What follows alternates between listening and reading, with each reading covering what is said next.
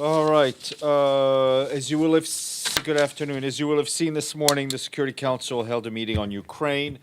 In his remarks, the Secretary General stressed that the purposes and principles embedded in the UN Charter are at the core of who we are, and they reflect the driving mission of our United Nations. He said that the Russian invasion of Ukraine is a blatant violation of the United Nations Charter and international law. He noted that life is a living hell for the people of Ukraine, with an estimated 17.6 million people requiring humanitarian assistance and protection. The Secretary General said that the guns are talking now, but in the end, we all know that the path of diplomacy and accountability is the road to a just and sustainable peace. The Secretary General stressed that we must prevent further escalation and that we must encourage every meaningful effort to end the bloodshed and at long last give peace a chance. Just to give you an update from the ground, our humanitarian colleagues in Ukraine note that exactly 1 year since Russia's full-scale invasion, nearly half of the people in Ukraine, that's almost 18 million as you heard, need humanitarian aid and protection. That's a six-fold increase from just 1 year ago. Since the start of the full-scale war, we, along with our humanitarian partners, have made every effort to ramp up the operations to provide life-saving support to those who need it most. In 2022, thousands of humanitarian convoys delivered vital supplies to people in all regions of Ukraine, including more than 50 interagency convoys that reached more than 500,000 people in areas close to the front lines. Over the past year, the humanitarian community has reached nearly 16 million people with aid and protection services. That includes water, medicines, heating appliances, and other supplies, as well as support for home repairs. The response also included the largest humanitarian cash assistance program in history. Some 6 million people received cash assistance totaling $1.2 billion. Last year, our humanitarian flash appeal was nearly 80% funded, but as the war entered a second year, we are calling for $3.9 billion to provide aid to more than 11 million people. So far, this year's appeal is just over 14% funded. And I have a statement on the recent orders of the International Court of Justice in the proceedings between Armenia and Azerbaijan. The Secretary General takes note of the orders of the International Court of Justice issued on the 22nd of February in the proceedings between the Republic of Armenia and the Republic of Azerbaijan.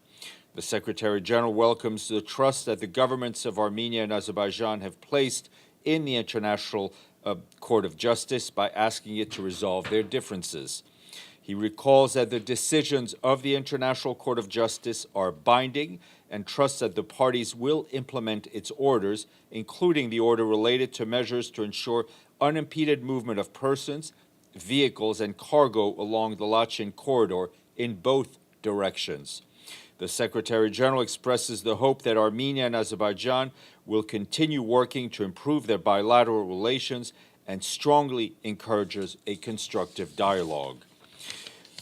Travel announcement to share with you. The Secretary General will be in Geneva, in Switzerland, on the 27th of February to deliver remarks at the high-level segment of the 52nd session of the Human Rights Council. In those remarks, the Secretary General is expected to highlight that as we mark the Universal Declaration of the Human Rights 75th anniversary, human rights are under assault from all sides. He will call on the international community to revitalize the Universal Declaration and ensure its full implementation to face new challenges today and tomorrow. In the afternoon, he will deliver remarks at the opening of the Yemen Pledging Conference, and he will call on member states to stand behind and support the people of Yemen. He will also hold a number of bilateral meetings while in Geneva. Meanwhile, our Deputy Secretary General Amina Mohammed continues her engagements in Stockholm today. She met with Karin Jämtin, the Director General of the Swedish Government Agency for Development Cooperation. The aim is to discuss partnership between the UN Development System and ways to accelerate action towards the Sustainable Development Goals. During her discussion with Johan Forssell, the Minister of International Development Cooperation and Foreign Trade, They discussed, issues relating to important common priorities, such as the right of women and girls in Afghanistan, the Swedish presidency of the European Union, and the conflict in Ukraine as it reached the 1 year. Across all issues, they shone a light on the importance of international unity, strong multilateralism to respond to the world's most pressing needs. The Deputy Secretary General also met a group of young tech entrepreneurs who are part of a joint UNICEF-Sweden-Rwanda initiative on youth and innovation. At the end of her trip, Ms. Mohammed shared ideas to catalyze action for the 2030 agenda in her meeting with Her Royal Highness, the Crown Princess of Sweden, Victoria.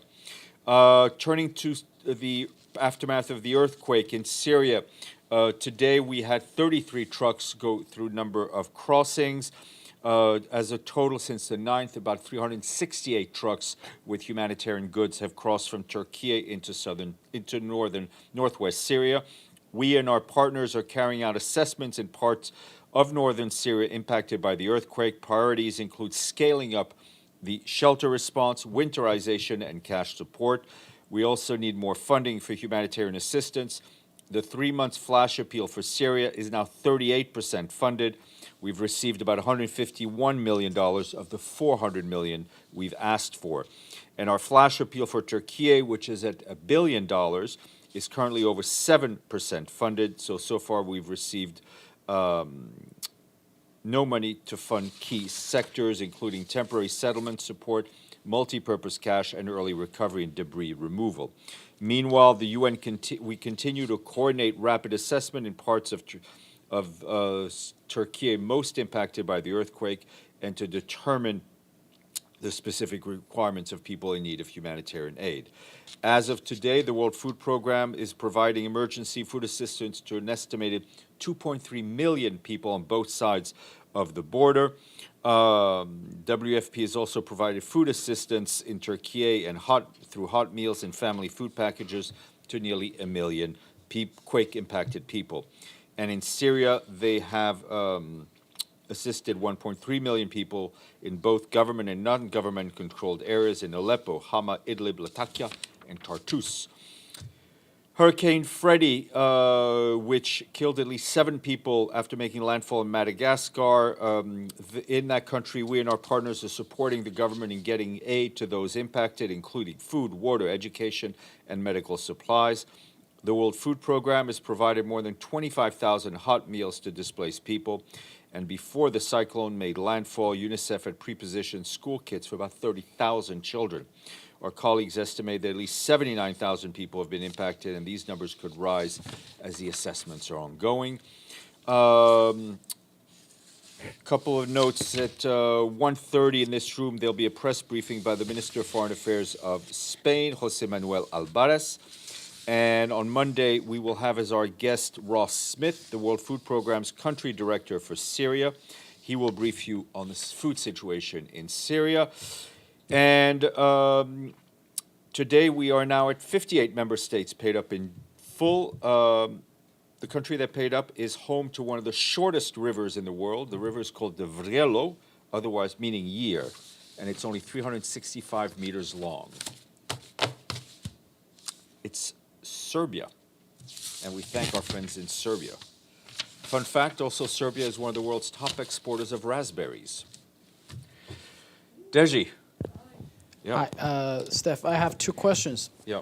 First, China published its a document called China's Position on the Political Settlement of the Ukraine Crisis.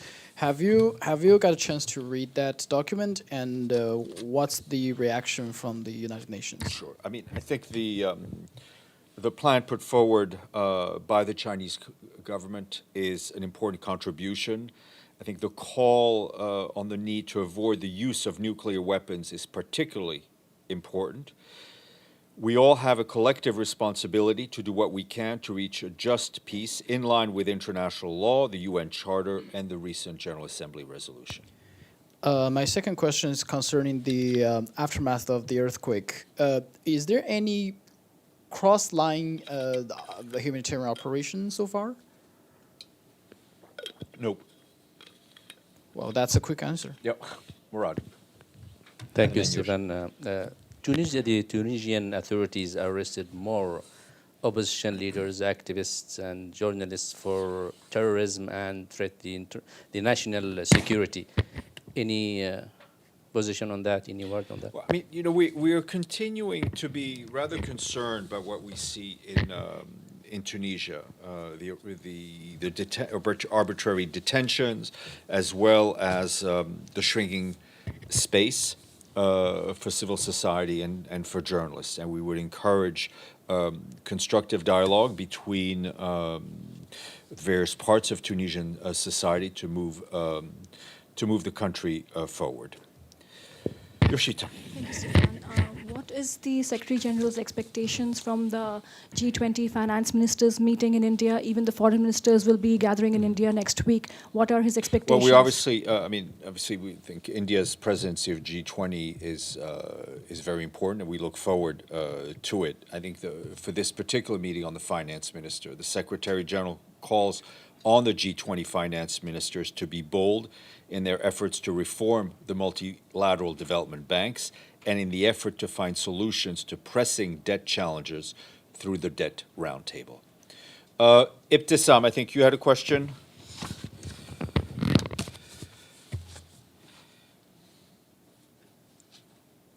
Ibtisam? Hold on, you're muted. Oh. Okay, well, while you get your sound ready, Majid will entertain us, or at least with a question. Go ahead. Yeah, two questions. One, Ukraine, and the second is about humanitarian aid in Afghanistan for Afghanistan. The first one, I want to understand. Now China has a peace plan. President Zelensky announced peace plan. Does the Secretary General think that the United Nations should have a peace plan and approach?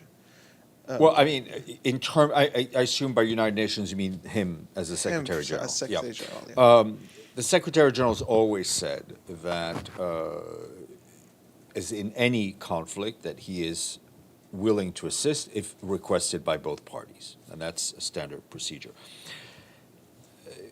I think, as I said, we all have this collective responsibility that is, whether it's the UN, whether it's member states, to get to a just peace based on international law, based on the Charter and the General Assembly resolution.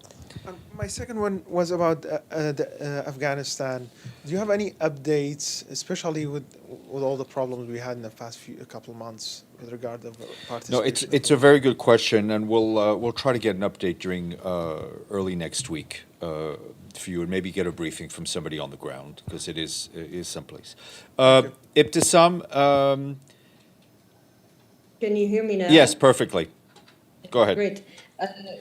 First, I have a quick follow-up on Murad's question. I mean, you have already mentioned the necessity of having dialogue between the opposition and the government in Tunisia.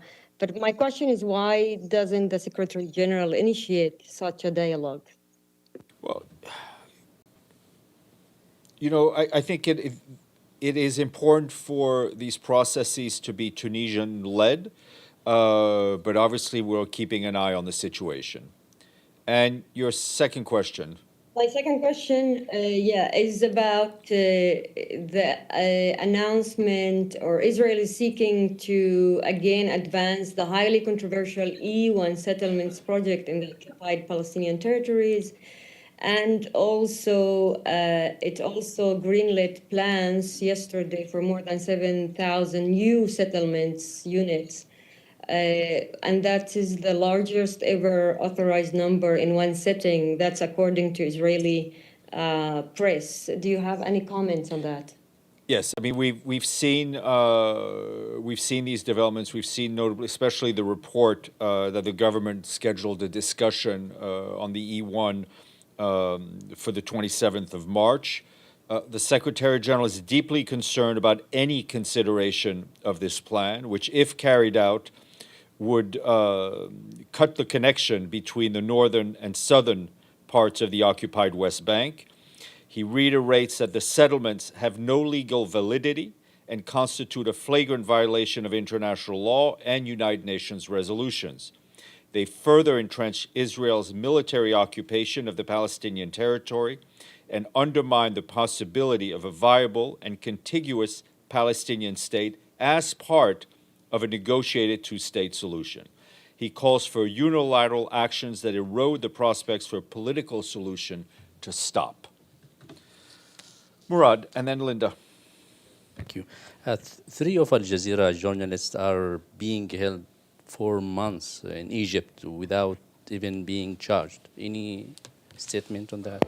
As always, we always call for the release of journalists that may be arbitrarily detained. This is an issue that is unfortunately seen the world over and getting worse. And the Secretary General has always called for governments to do their utmost and live up to their responsibilities all over the world to ensure that journalists can exercise their job free of harassment, detention, or even worse. Okay. Oh, sorry, Linda. I apologize to you. No problem. Thank you, Steph. This is in regard to a possible peace plan. China, I hope I get this right, part of the plan is talking about the importance of sovereignty and territorial sovereignty of countries and living up to the UN Charter. On the other hand, there was mention of the importance of being open to security needs of countries. So I guess what I was thinking of is, does the UN have a plan about, for example, looking at Russia's views on security that it needs for its country versus, as part of a peace plan versus not, right, no, ruling that out? I understand, and I'm not going to do a line-by-line analysis of what the Chinese government put forward. Obviously, we're all aware of the positions of the two countries involved in this conflict. As the Secretary General said, as right now the guns are only doing the talking, but at some point the parties will have to talk, and we will have to get to a peace that is a just peace in line with what we've been saying, which is the international law, the Charter of the United Nations, and most recently the newly adopted General Assembly resolution. Okay, you're all free to go. Thank you.